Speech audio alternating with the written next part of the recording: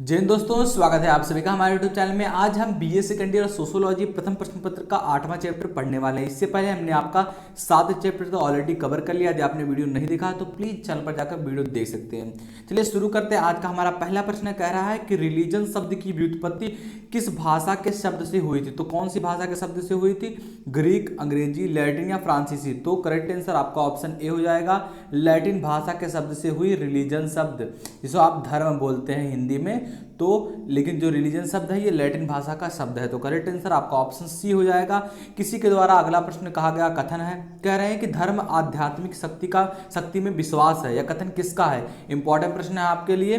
जो धर्म है ये आध्यात्मिक शक्ति में विश्वास करता है, तो यह कथन किसका है? तो करेक्ट आंसर आपका ऑप्शन डी हो जाएगा। टायलर का ऐसा कथन है कि जो धर्म है ये आध्यात्मिक शक्ति में विश्वास करने का एक जरिया है। तो करेक्ट आंसर आपका ऑप्शन डी हो जाएगा। आगे बढ़ते हैं। हमारा अगला प्रश्न है तीसरा नंबर का, कह रहा है कि पवित्र एवं अपवित्र की अवधारणा किस समाजशास्त्री से संबंधित है। तो ये जो पवित्र और अपवित्र है ये किस समाजशास्त्री से संबंधित है? तो दुर्खीम से संबंधित। तो करेक्ट आंसर आपका ऑप्शन ए हो जाएगा, दुर्खीम।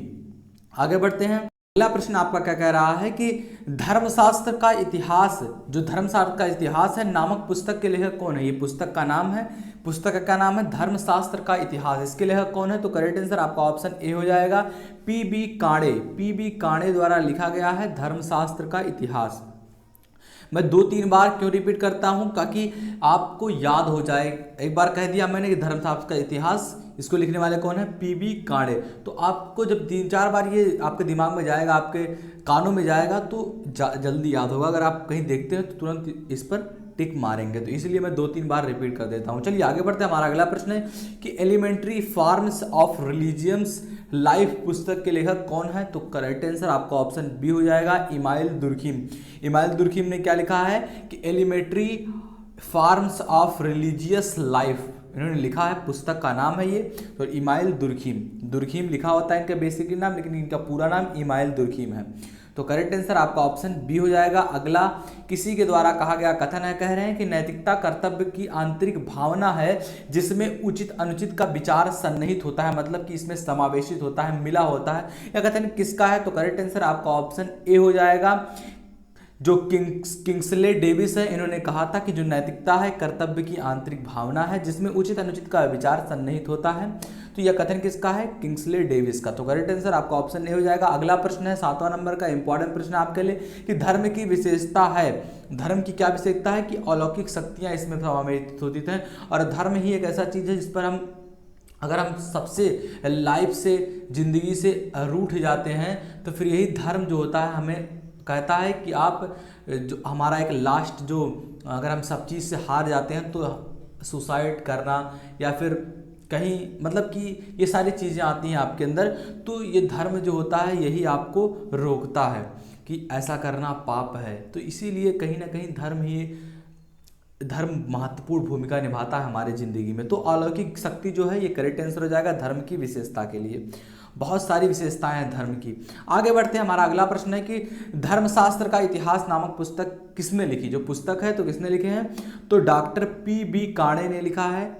डॉक्टर पी काणे ने धर्मशास्त्र का इतिहास लिखा है। ये प्रश्न आपका इंपॉर्टेंट होने वाला है क्योंकि 2-3 बार ये रिपीट हो रहा है। तो करेक्ट आंसर आपका ऑप्शन ए हो जाएगा। अगला प्रश्न कह रहा है कि धर्म कम या अधिक मात्रा में अलौकिक शक्तियों, तत्वों तथा आत्मा से संबंधित विश्वासों का आचरण एक संगठित व्यवस्था है। जो सारी चीजें एक संगठित व्यवस्था है, कथन किसका है? तो करेक्ट आंसर आपका ऑप्शन ए हो जाएगा, जॉनसन। आगे बढ़ते हैं। हमारा अगला प्रश्न है 10वां नंबर का, कह रहा है कि धर्म अलौकिक शक्ति में विश्वास पर आधारित है, विश्वास पर बेस्ड है, जिसमें आत्मवाद और मानववाद दोनों सम्मिलित होते हैं। आपकी आत्मा से जो चीजें निकलती हैं वो भी सम्मिलित रहती हैं, और मानववाद मतलब कि क्या, जो आपके अंदर मान होता है, ये दोनों चीजें सम्मिलित होती हैं। यह कथन किसके द्वारा कहा गया है? तो करेक्ट आंसर आपका ऑप्शन डी हो जाएगा, हाबल द्वारा यह कहा गया है। तो करेक्ट आंसर ऑप्शन डी हो जाएगा। अगला प्रश्न फिर से, धर्म की विशेषता क्या है इनमें से?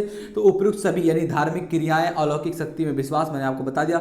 पवित्रता की धारणा, आपके अंदर अगर धर्म को अपनाते हैं तो आपके अंदर पवित्रता आ जाती है, अगर सच्चे मन से अपनाते हैं तो ये सारी विशेषताएं धर्म की हैं। तो करेक्ट आंसर आपका ऑप्शन डी हो जाएगा। 12 नंबर का प्रश्न कह रहा है कि निम्न में से कौन से विशेषता धर्म का नहीं, इनमें से जैसे कौन सी विशेषता धर्म का नहीं है, तो धर्म का संबंध सामाजिक मूल्यों से है, जो ये जो विशेषता है ये धर्म की विशेषता नहीं है। तो करेक्ट आंसर आपका ऑप्शन बी हो जाएगा। अगला प्रश्न कह रहा है कि धर्म के तत्व हैं, धर्म के एलिमेंट क्या है, तो उपयुक्त सभी अनुष्ठान आपके अंदर होना चाहिए, विश्वास की भावना होना चाहिए, धार्मिक संतरण होना चाहिए।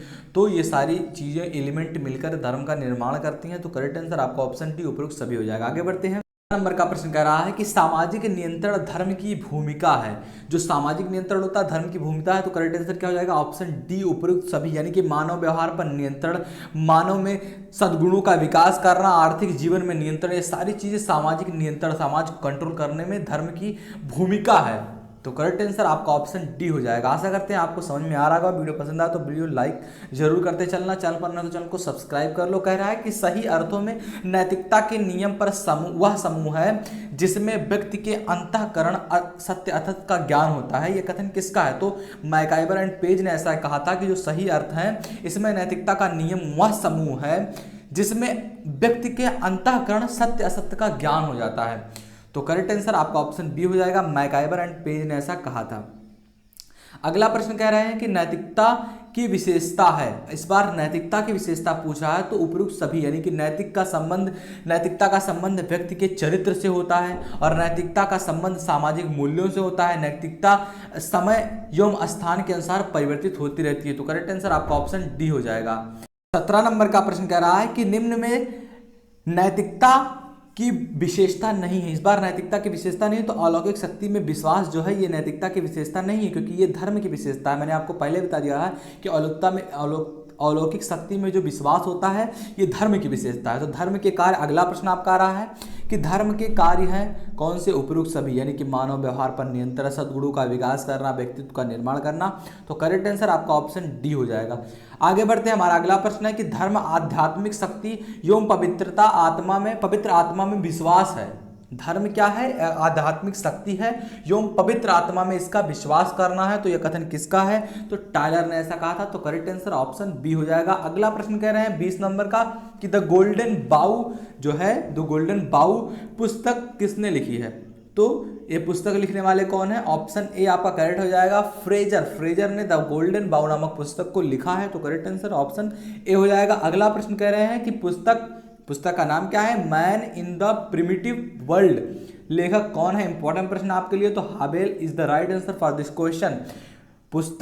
हाबेल ने किस पुस्तक को लिखा था, man in the primitive world. तो करेक्ट आंसर आपका ऑप्शन ए हो जाएगा। आगे बढ़ते हैं। हमारा अगला प्रश्न है 22 नंबर का, कह रहा है कि निम्नलिखित में से किस विचारक ने धर्म और पूंजीवाद के उद्भव के बीच संबंध को जोड़ा है। तो करेक्ट आंसर ऑप्शन डी हो जाएगा। इनमें से किसी ने, ना ही मार्क्स ने, स्पेंसर ने, दुर्खीम ने, तीनों में से किसी ने भी जो है पुस्तक का नाम क्या है, नहीं, विचार जो है धर्म और पूंजीवाद को उद्भव का विकास किया है। तो करेक्ट आंसर क्या हो जाएगा, ऑप्शन डी, इनमें से कोई नहीं। आगे बढ़ते हैं। हमारा अगला प्रश्न है 23 नंबर का, कह रहा है कि किसने कहा कि धर्म व्यक्ति का समूह से एकीकरण करता है, अनिश्चितता की शक्ति में उसकी सहायता करता है, निराशा के लक्षण में उसे ढांसता, मतलब कि ढांस बांधता है उस पर कि धर्म है, कहीं ना कहीं धर्म है, आप ऐसा नहीं कर सकते हैं, और अन्य सामाजिक लक्षणों के प्रति व्यक्ति को जागरूकता बनाता है, आपके अंदर आत्मबल की वृद्धि करता है, आपके आत्मबल में वृद्धि करता है, और एक दूसरे के समीप आने की भावना को प्रोत्साहन देता है। मतलब कि क्या, कि बहुत सारे लोग जो एक दूसरे लोग से जलते हैं, तो मतलब कि धर्म के सारे कार्य हो गए। ऐसा परिभाषा धर्म का देने वाले कौन है, तो थॉमस ओडिया ने ऐसा परिभाषा दिया। तो करेक्ट आंसर आपका ऑप्शन डी हो जाएगा। लास्ट 24 नंबर का प्रश्न कह रहा है कि धर्म का तथा आर्थिक शक्तियों में घनिष्ठ संबंध प्रस्तुत करता है, कौन कहते हैं, तो मैक्स वेबर द्वारा ये कथन कहा गया है। तो करेक्ट आंसर आपका ऑप्शन बी हो जाएगा। आशा करते हैं आपको वीडियो पसंद आया होगी। वीडियो पसंद आया तो लाइक करना, चैनल पर ना तो चैनल को सब्सक्राइब कर लो ऐसी वीडियोस पाने के लिए। मिलते हैं आपसे अगले वीडियो में, तब तक के लिए जय हिंद, जय भारत।